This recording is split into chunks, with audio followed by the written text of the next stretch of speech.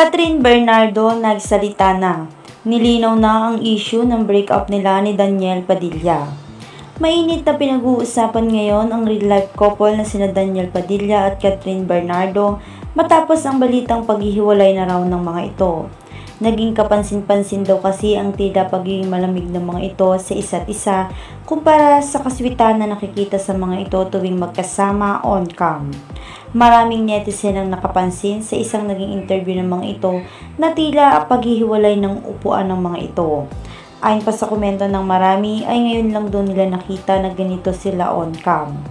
Naging kapansin-pansin din daw kasi ang tila hindi pagkikibuan ng mga ito sa isa't isa. Marami namang tagahanga ng mga ito ang nalulungkot sa balitang paghihiwalay na raw ng mga ito sa hindi pa mawaring dahilan. Kaya madaming fans ng Katniel ang nag-aabang sa magiging sagot ng mga ito sa balitang naglalabasan na di umano'y breakup nila. Umaasa naman ang ilan na maaayos pa rin nila ito kung totoo man daw na mayroon silang kinakaharap na problema sa relasyon nila ngayon.